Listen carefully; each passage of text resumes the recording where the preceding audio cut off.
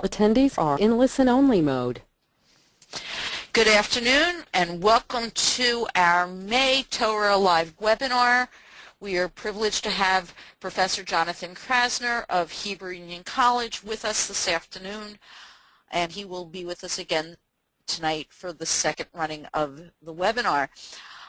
Before we get started with our learning, Ashley Copeland has some technical information to share with us. Hello everyone. My name is Ashley Copeland and I will be on our webinar today to assist with any technological issues that may arise, as well as I will be available to answer questions throughout the session and help to enable everyone to have a good webinar experience. We did start a couple moments later than usual, and that was actually due to a problem that we were having with the audio. So if anyone's having any issues at all, please do try to let us know. You can contact me and Joan by entering questions into your questions log. And that is a box that you can find within your webinar panel. And you can send anything you'd like to us. If it's a question about the session, if you don't understand something, or if you have any technical questions for me, that's fine. I'll be able to answer anything. Also, I wanted to touch on if you would like to switch your audio mode to telephone to ensure that we will be able to hear you, that may be the best bet. Currently everyone's in listen-only mode, which means that you can hear us, hopefully, but we won't be able to hear you unless we unmute you first. And if you don't have a microphone on your computer, when we try to unmute you, if you should have a question, we won't be able to hear you. So in order to switch to telephone in your audio mode on your webinar panel, there is a button that you can select to use telephone, and then you can dial the number that it provides for you. Another thing that I would like to mention before we begin is if you have any questions that you would like to raise to our whole group and you would like to ask that question aloud so we could answer it to the whole group as well, you can raise your hand, and there is a little raise hand button that is to the left of your webinar panel, and you can practice using that right now, or if you'd like to raise your hand later in the session, please feel free to do so. So again, if you have any questions, just please let us know and we'll try to help you as best as we can. So without any further ado, we will begin our session today. Thanks everyone for joining us. Again, thank you, Ashley, and thank you everybody for being online and being patient as we work through the technical issues. In the past, for those of you who have participated before, you know that I try to send out the webinar in advance. As Jonathan knows, his PowerPoint was too large to make it through the URJ server, so our webinar and the PowerPoint will be posted on the website as soon as possible for everybody to be able to see it again, but I was concerned of having a negative impact on everybody's email. And so I present Professor Joachim Krasner of Hebrew Union College with Insiders and Outsiders, Jews and the Civil Rights Movement. Thanks a lot, Joan, and good afternoon to everyone.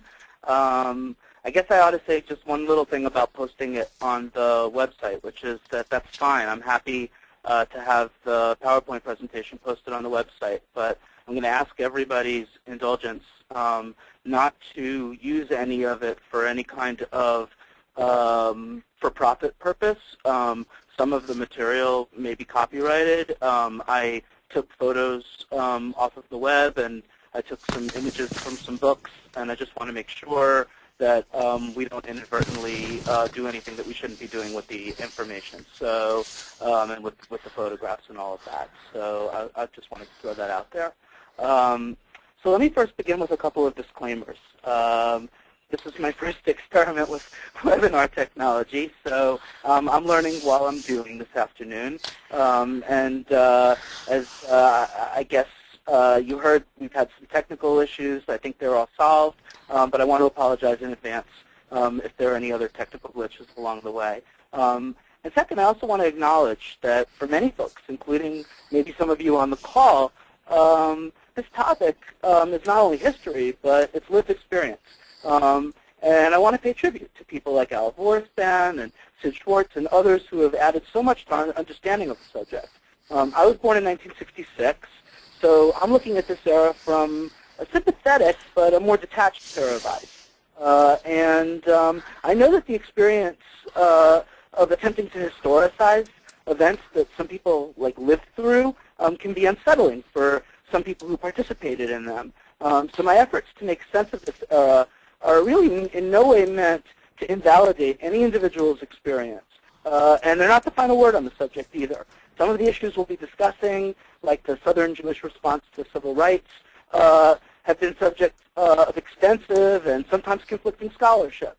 It's not my intention to give you a comprehensive history of Jews and the civil rights movement, much less the history of black-Jewish relations. I think that would be foolish for me to try to take on such a big topic in such a relatively short amount of time. Instead, what I'm going to try to do is stick to the more narrow topic, Jews as insiders and outsiders in the civil rights movement.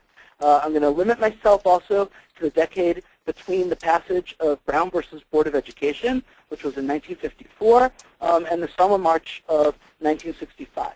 This was the heyday of the nonviolent civil rights movement prior to the beginning of the Black Power movement and the rise of black-Jewish tensions over issues like economic exploitation and local school control and affirmative action. So we're going to really just look at this period from 1954 to 1965. So let's start out by acknowledging, first of all, the historic role that Jews played in the civil rights struggle. Jewish involvement was key to the founding of the NAACP and the Urban League, and both the Civil Rights Act of '64 and the Voting Rights Act of '65 were drafted in the conference room of the Religious Action Center of Reform Judaism in Washington, D.C. At least so goes the history. There may be people that can confirm or deny that. Jews were also foot soldiers in the civil rights movement. According to the RAC, more than half of the young people who participated in Freedom Summer in 1964, that was the massive attempt to register as many African-American voters as possible throughout the South, were Jewish. And why don't we go to the second slide now, Joan? The obvious question to ask is, why take on a task of such magnitude for a cause that wasn't theirs? There are a number of answers, if you look at the slide, you can see some of the answers that people raised. To some extent, the answer was self-interest, at least on the level of mainstream Jewish organizations. Initially, there were 3 Jewish defense organizations that were all founded by Jews to protect Jews. It was the American Jewish Committee, which was founded in 1906 as American Jews struggled to respond to the pogroms in Russia. There was the Anti-Defamation League of B'nai B'rith, which was founded about 8 years later in 1914 in response to the trial and lynching of Leo Frank in Atlanta. And then there was the American Jewish Congress, which was founded as a counterweight to the anti-Zionist and patrician American Jewish Committee, and that was in 1917. And that was a time, remember, the end of World War I, when Jews wanted a democratic body to represent their interests in post-war planning, specifically around issues related to minority rights in Eastern Europe and the future of Palestine. But all 3 of these organizations soon realized that American Jews would not be secure unless every form of prejudice was eradicated in the United States. I think a real turning point was World War II, because it really brought home the contradiction of America fighting on the one hand to eradicate racism abroad, but tolerating it at home.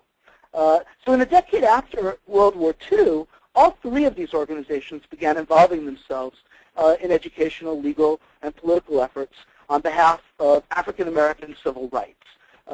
Others followed suit in the wake of the Brown decision, including the Union of American Hebrew Congregations, and I'm going to be using the term American UAHC throughout this presentation instead of URJ, just because it's historically more accurate. And Jews also donated lots of money to organizations like SNCC, which was the Student Nonviolent Coordinating Committee, and CORE, which was the Congress on Racial Equality. We'll talk more about CORE a little bit later, and the Southern Christian Leadership Conference.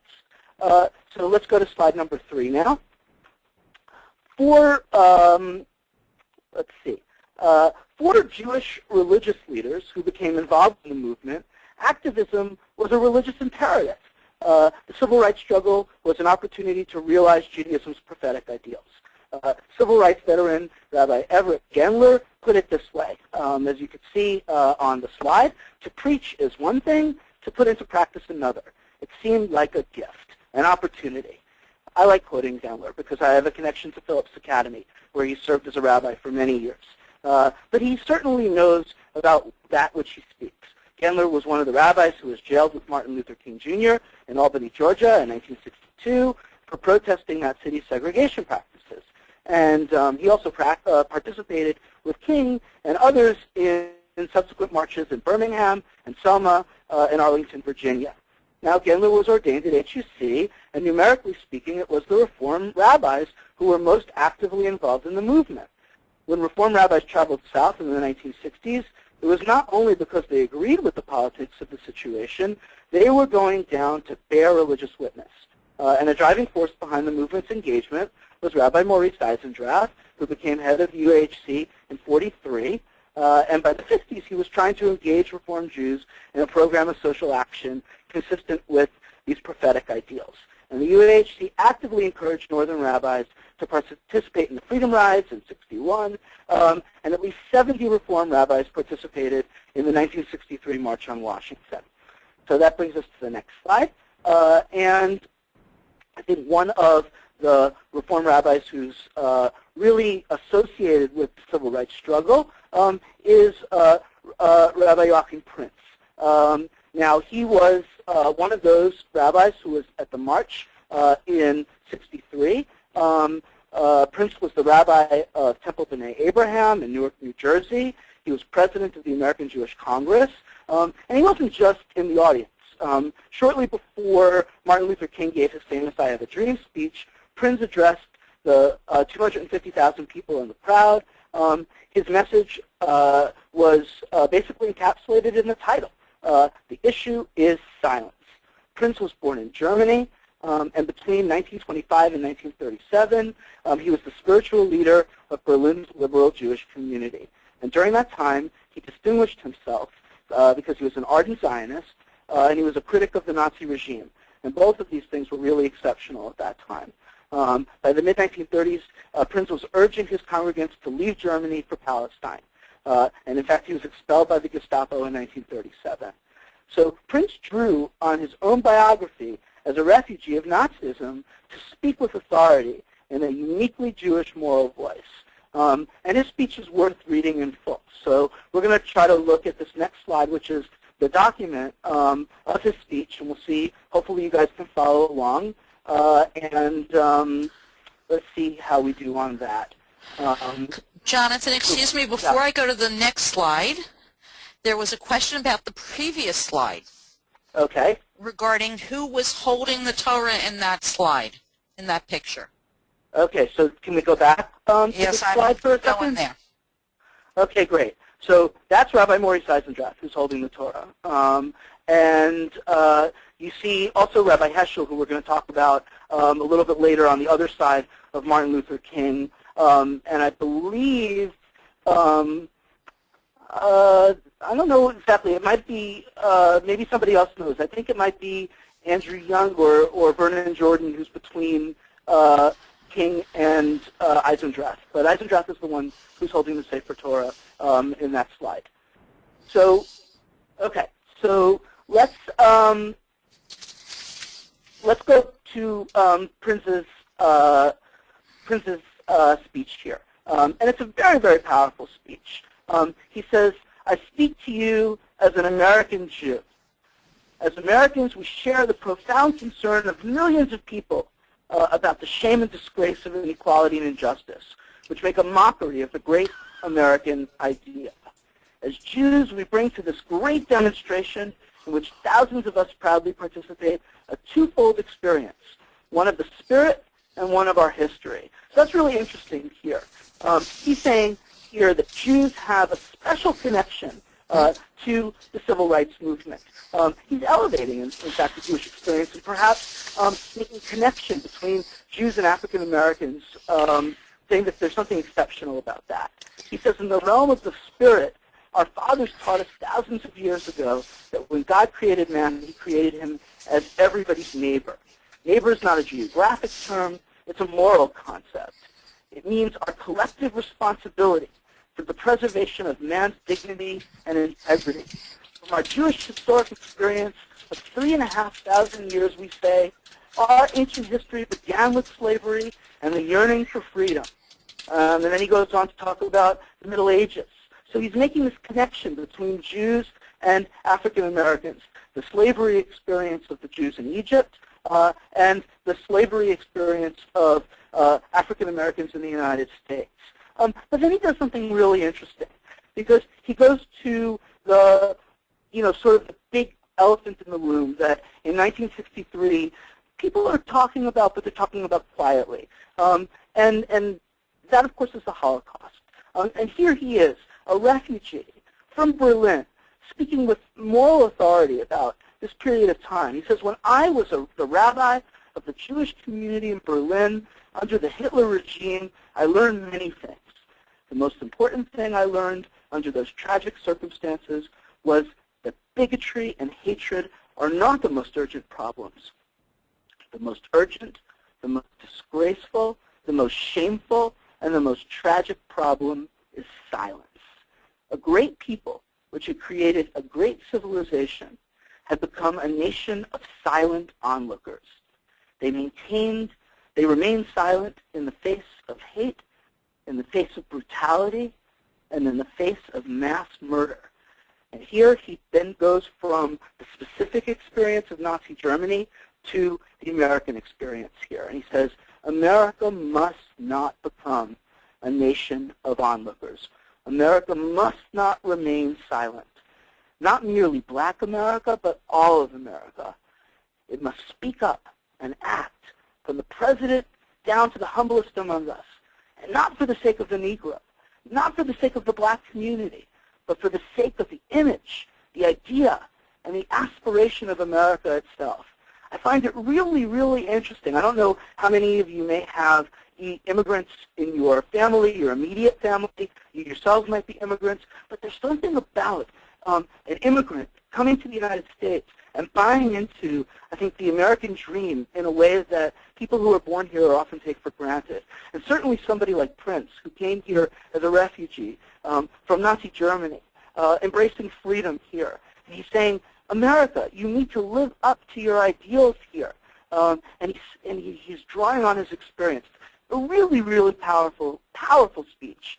Our children, yours and mine, in every school across the land, each morning pledge allegiance to the flag of the United States and to the republic for which it stands. They, the children, speak fervently and innocently of this land, of the land of liberty and justice for all. The time, I believe, has come to work together.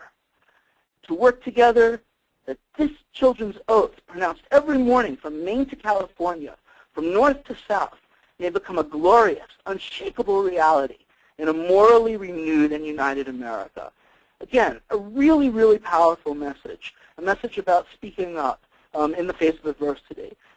This message of, as the Reverend Niemöller talked about, when they came for the trade unionists, I wasn't a trade unionist, so I didn't speak up. And then they came for others, and I didn't speak up. And then they came for Jews, and I didn't speak up. And then when they came for me, there was nobody left. And it's that spirit, I think, that Prinz is drawing upon here, making both a critique and challenging America to live up to its ideals. So let's go to the next slide. Another refugee from Europe was Abraham Joshua Heschel. And not surprisingly, he sounds a similar note. He says, for example, that the opposite of good is not evil. The opposite of good is indifference. Heschel insisted that in a free society, and I'm quoting now, some are guilty, but others are responsible. And like Prinz, Heschel was able to draw on his biography for his moral authority. He was raised in Warsaw, and he studied in Berlin. And just 6 weeks before the war, he was able to escape from Europe. But others in his family were not as lucky. His sisters died in the war. According to the story that he told, his mother died of a heart attack. When the Nazis came to her door, she died of fright. You got to imagine that this really weighed heavily on Heschel's heart. In fact, his wife and his daughter both say that his entire life he was really consumed, I think, by the war and by the impact of the Holocaust. And yet, remarkably perhaps, he didn't blame God. He said that man was responsible. And in fact, very famously, he said that God weeps with man at his sufferings, but ultimately human beings are the ones that are responsible. And if you think about it, this philosophy of putting the responsibility in the hands of human beings as opposed to putting the responsibility in the hands of God was the conviction that fueled his social activism. So, for example, when President Kennedy wanted to convene religious leaders to discuss civil rights in 1963, and Heschel was one of the people who was invited, he sent a telegram to Kennedy, and he says, I look forward to being present at the meeting tomorrow. Likelihood exists that Negro problem will be like the weather. Everybody talks about it, and nobody does anything about it. And then he goes on to tell Kennedy, please demand of the religious leaders personal involvement and not just solemn declarations. Again, he is a person who speaks with moral authority on this subject. Heschel develops a very strong friendship with Martin Luther King Jr. In fact, he met Martin Luther King for the first time at a race conference in '63. And I think one of the things that really attracted King to Heschel, and one of the reasons why King looked up to Heschel, is because of Heschel's use of biblical imagery.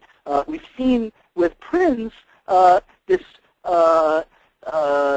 looking back at history and using history in a sense as a witness to what's going on. And to some extent, Heschel does that too, as we've seen. But what Heschel also does is that he uses biblical imagery to convey his message. And if you take a look at this quote on the slide, you'll see this is from that conference that he and King attended in '63. And he says, at the first conference on religion and race, the main participants were Pharaoh and Moses. Moses' words were, thus says the Lord, the God of Israel, let my people go, that they may celebrate a feast to me. While Pharaoh retorted, who is the Lord that I should heed his voice and let Israel go? I do not know the Lord, and moreover I will not let Israel go. The outcome of that summit meeting has not come to an end.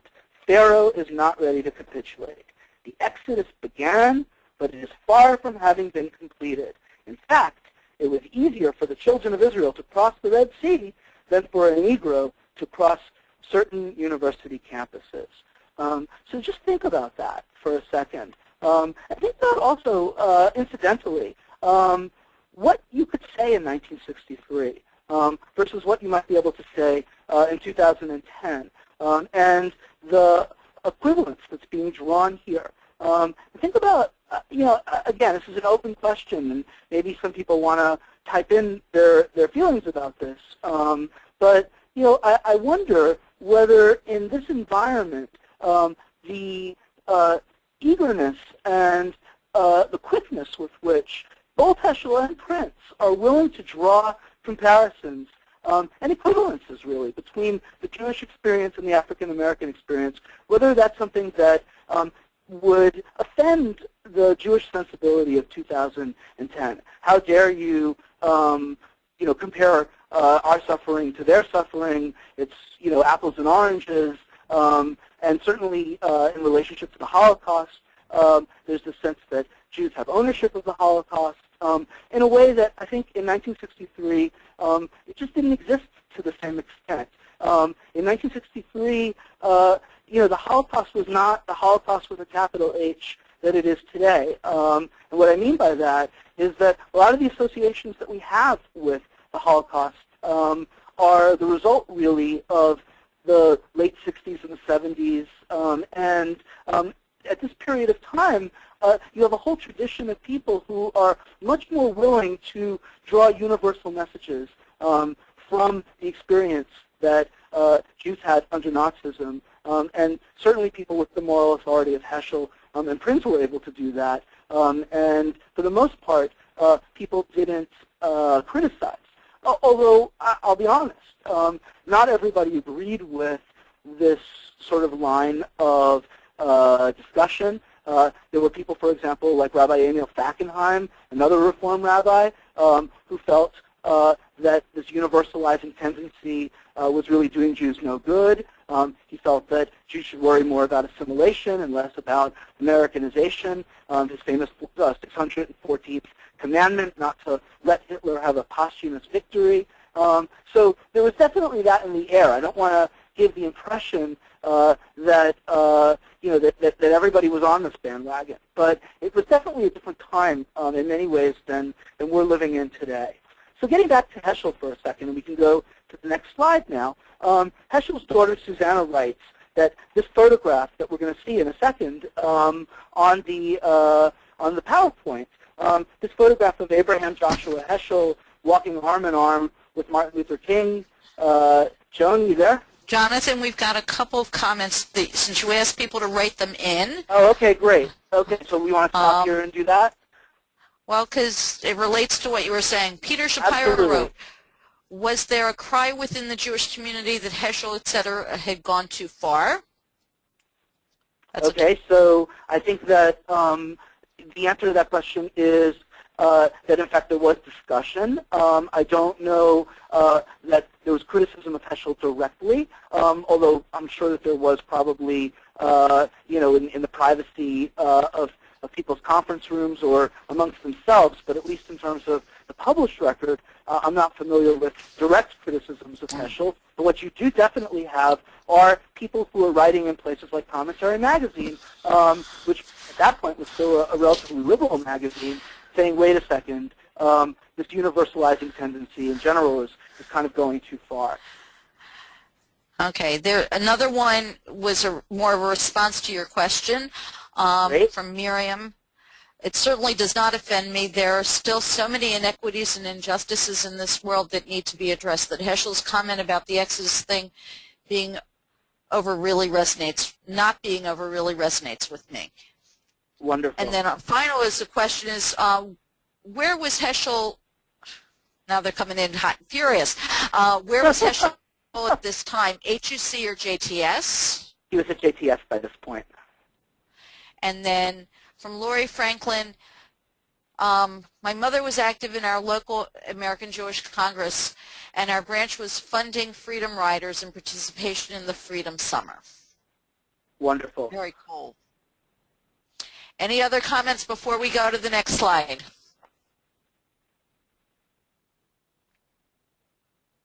So we're going to continue to the next slide. Okay, and I'll try to be better about stopping in certain places to be responsive, so I apologize for that. Okay, so here's the photograph that I was beginning to speak about. I'm sure most of you have seen this photograph before. So you have Heschel marching arm in arm with, I believe that's Ralph Bunche in the middle, and then there's King, and they're marching at Selma, so Susanna Heschel, Heschel's daughter, writes that for both King and Heschel, the theological was intimately intertwined with the political, and that this conviction was really the basis of the spiritual affinity that they felt for each other. Again, there were many, many people, especially in the South, and we'll talk about this in a couple of minutes, who really felt that when it came to civil rights, that the politics should be left off of the pulpit entirely. And I think Heschel was diametrically opposed to that idea, and certainly King was, and that was something that they really bonded on. So Heschel wrote to King after the march, "The day we marched together out of Selma was the day of sanctification. That day, I hope, will never be passed to me. That day will continue to be this day. May I add that I've rarely in my life been privileged to hear a sermon as glorious as the one you delivered at the service in Selma prior to the march." And then he says, "For many of us, the march from Selma to Montgomery," and this is up on the slide, "was about protest and prayer. Legs are not lips, and walking is not kneeling. And yet, our legs uttered songs. Even without words, our march was worship. I felt my legs were praying." I mean, again, just amazing imagery there, and the spirituality, really coming in strong and furious in that quote. So let me stop here for a second because we're going to move on to a new subject in the next slide. So I just want to see if there are any other questions or comments that people have before we move on. And Lori followed up her previous comment in the following way. The point is that there is and was a spectrum in regards to all of this from her earlier one. And then she also wrote, "In our small congregation, the only one in 3-hour radius of our town, politics on the pulpit remains controversial." Right. Great. Okay. We'll continue to deal with that.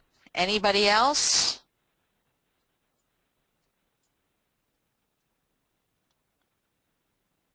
So let's move on. And naturally, if people want to chime in, we'll have opportunities to do so. So I guess the question to ask is, to what extent were these rabbis representative? And to some extent, Heschel himself provides an answer. When he returned from Selma, he describes his experience in his diary, and he writes, quote, "I felt again what I have been thinking about for years.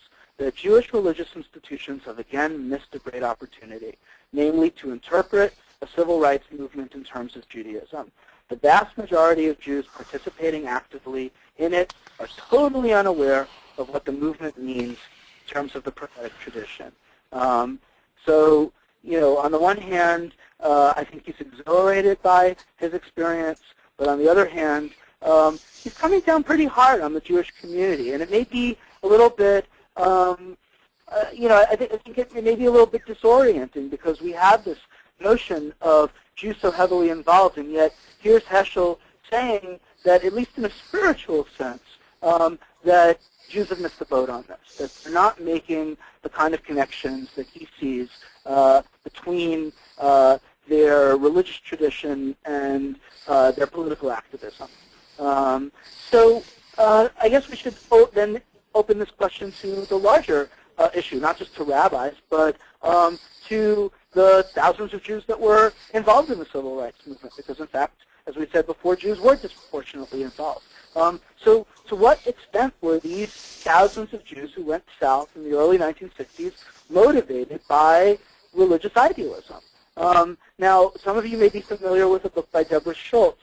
She writes about women in the civil rights movement, specifically Jewish women, and she interviewed a number of women who were actively involved. And perhaps not surprisingly, she found that there were a range of opinions coming in from the women who she spoke with about the extent to which they associated their activism with their Jewishness.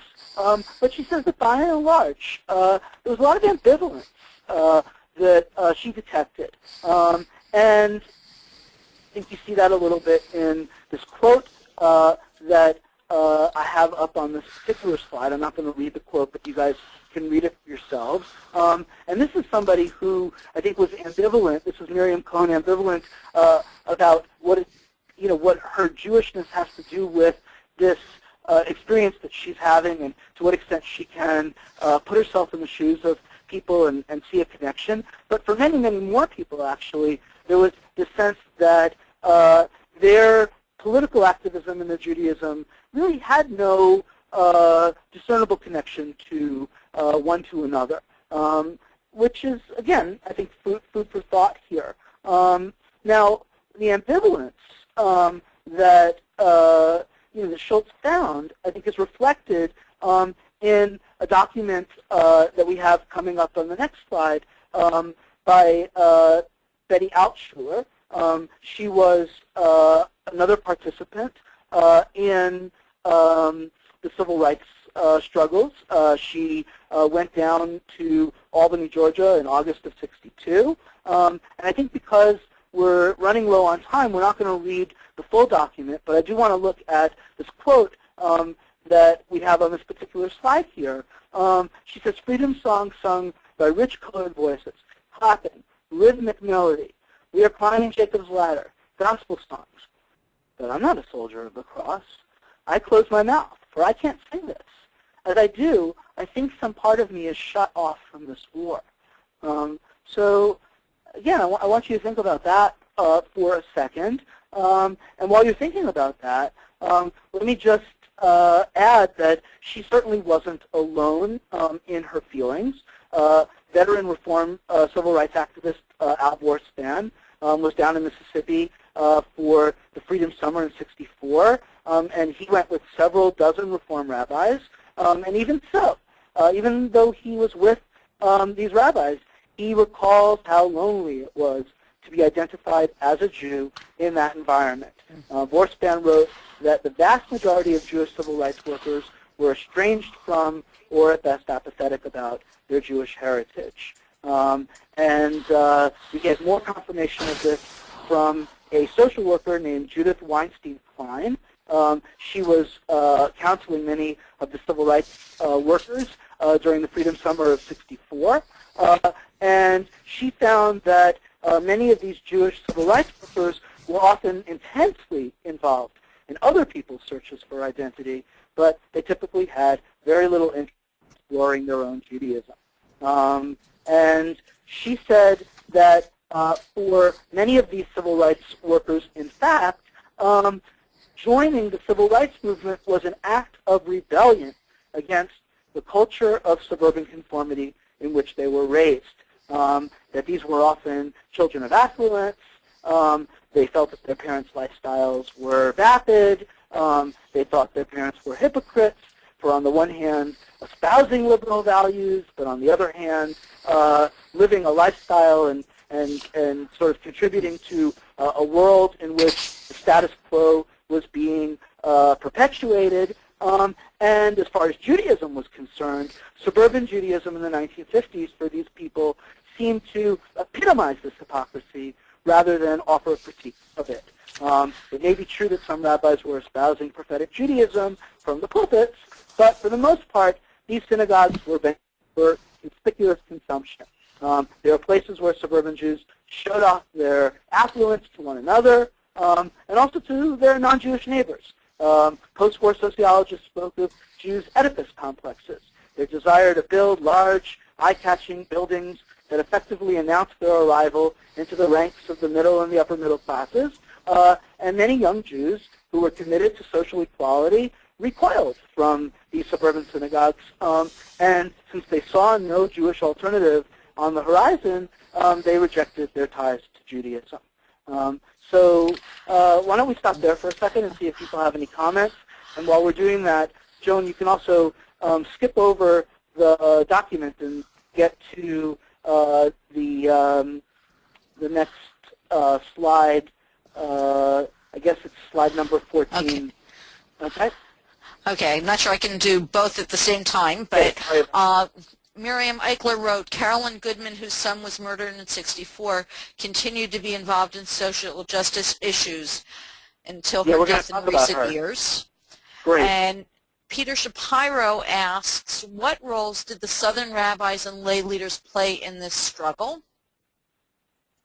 So we're going to answer both of those. We're going to talk about both of those issues, but rather than answer them right this minute, we'll wait for the slides to come up. We actually have a hand raised from Lori. I'm going to try to unmute Lori to see if we can hear what she has to say. Hello, are you there?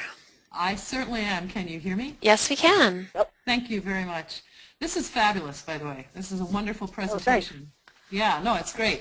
I just wanted to say that, you know, my own experience was not as a child raised in a synagogue-going family, although they were very heavily Jewishly identified.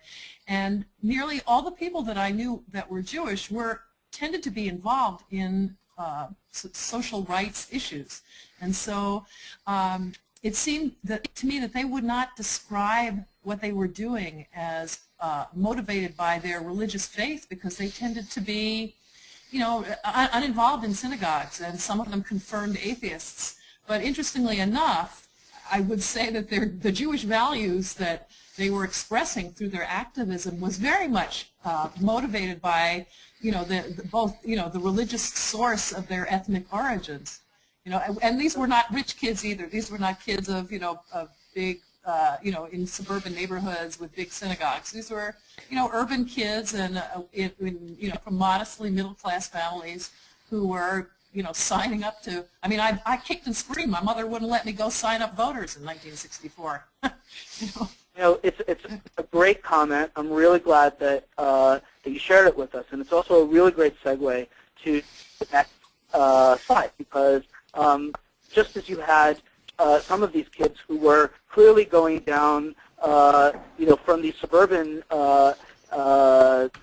you know, suburban neighborhoods, and many of them sort of rebelling against their parents, you also had a whole other group of kids who were going down who were children of radicals or children of people who were involved in social justice causes in the 30s. And they expressed their Jewishness through secular social justice causes and the betterment of humanity. And in fact, you know, the poster children for this latter group were the slain civil rights activists who were referenced by another one of the folks that are on the call. I'm talking about Michael Schwerner and Andrew Goodman, who were killed by members of the Klan outside of Philadelphia, Mississippi, with Kate Cheney in June 1964. And for many, the murders of Schwerner and Goodman symbolized Jewish involvement in the civil rights movement. And for some people, though, you know, the Schwerner and Goodman are interesting, maybe not perfect icons of Jewishness, but then again, what is a perfect icon of Jewishness? And since Jewishness is so diverse and expressed in such diversity, you know, who's to say? If we're talking about Schwerner and Goodman, we can say that they weren't practicing Jews. They identified as secular humanists. Nicky Schwerner was 24 years old. He was a graduate of Columbia University School of Social Work. His wife, Rita, was a graduate of Queens College. Andy Goodman was a Queens College student. They were all raised by parents who were involved in radical causes in the 30s and the 40s. Schwerner himself was an atheist, and at least according to his wife, he declined to have a bar mitzvah. Goodman also declined to have a bar mitzvah, interestingly enough. But these were individuals who had a strong social consciousness. And Schwerner was someone who was down in Meridian, not just for the summer, but he had been down there since January of '64. And he and his wife were running a community center down there, trying to teach African Americans how to read and write so that they'd be able to pass literacy tests that were requirements at that time for voting under the auspices of CORE, the Congress on Racial Equality. And as far as Goodman was concerned, his parents were, as we heard before, they were actively involved. His mother continued to be actively involved in progressive causes after his death. And they were, interestingly enough, I don't know, you know, Trivial Pursuit information here. They were directors and founders of Pacifica Radio. Many of you know left-wing public radio network that was founded by pacifists in the 40s. And it's interesting to see this quote from his mom that we have up here on the screen here. She says, "To me, a good Jew is someone who believes in the equality of human beings and reaches out to those in need." And that's what Andy believed, and that's why he went down to Mississippi. not because God told him to, but because he believed in human beings helping other human beings. Again, I think it's important to recognize that that was also a really important really important element for a segment of the population, a large segment of the population that went down there. Enough, regardless of whether Schwerner and Goodman considered themselves to be Jews, certainly the people who killed them considered them to be Jews. The Klansmen referred to Schwerner as goatee and also as Jew boy with the beard. So that's pretty, kind of out there. In fact, they were surprised that Goodman was clean-shaven. Goes to show you how, I don't know, ignorant perhaps some of them were about Jews, the idea that, all Jewish guys have beards, some long noses or whatever. But it didn't stop them from killing him, obviously. One of them said later that he was just another atheist, communist, nigger-loving Jew, and that he got what he deserved. I'm not sure that there's that much more to say about this, except to say that, again, many Jewish civil rights were estranged from their Judaism, or they felt like fish out of water, in terms of their involvement. And so, again, this word ambivalence, which I used before, certainly applies here. So we're kind of running low on time, and I want to talk a little bit about the South, but I'll stop here, sort of one more time, see if anybody has any comments, and then I want to try to at least get a little bit to the Southern Jewish experience. Perfect timing, Jonathan. Let's see. Miriam Eichler wrote, their mothers also worked in the public sector. Schwerner's mother was a public school science teacher. Goodman's mother, a psychologist, worked at the Heschel Guidance Center, where people who did not have a lot of money could be treated. No need to give details on air. Just thought Professor Krasner might want to know that if he doesn't already, that if you didn't know that already. But so we're just adding in. I didn't see the second part of Miriam's comment before I read it. Just additional information. Anybody else?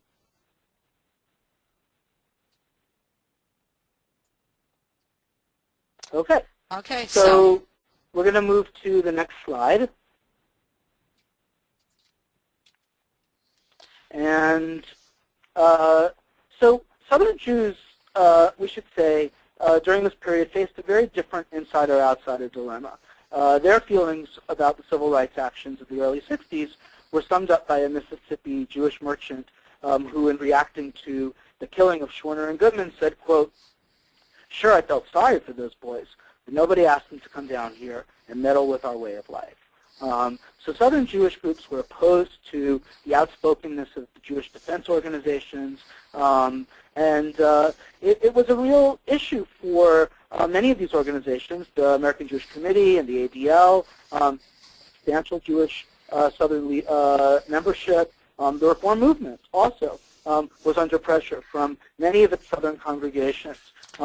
In 1956, when Rabbi Jacob Rothschild, who in fact was rabbi in Atlanta and a Southern rabbi, although of Northern extraction, when he penned a resolution supporting school desegregation and presented it at the UAHC convention in Birmingham, the resolution was defeated because many of his fellow Southern rabbis and Southern congregations were nervous. They didn't want the UHC to go on record. Of course, they did in other respects. Al Vorspan, to go back to Al, recalled a meeting in Montgomery, Alabama, with Jewish leaders in 50.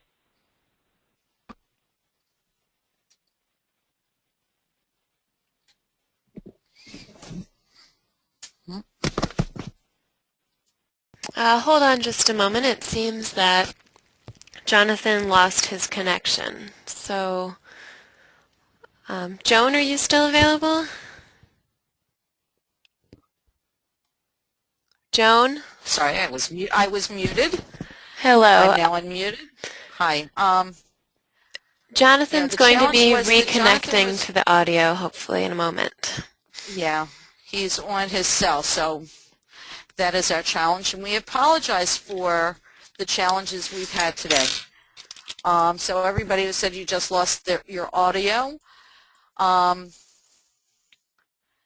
And I'll share the questions and maybe we can get Jonathan to answer some of them when he comes back on or to respond to you by email, because I noticed that Rabbi Michael Bernholtz has asked about whether there are any writings or documents on the individual families that help social rights workers in the South,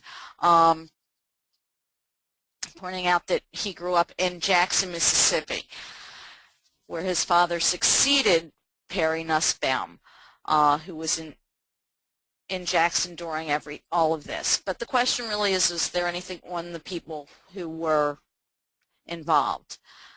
And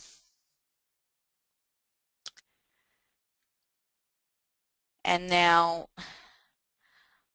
Lori, did you have another comment that you wanted to make?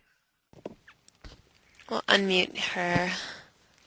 Hi there. I was just thinking if there are any good articles or books dealing with the conflicts among or the cooperation among Southern Jews who lived in the South during the time of the Freedom Rides and the voter registration drives and the marches, and those who came down from the North. It'd be interesting, especially to hear from people who were living down in the South at the time as Jews and have memories or stories that they can tell.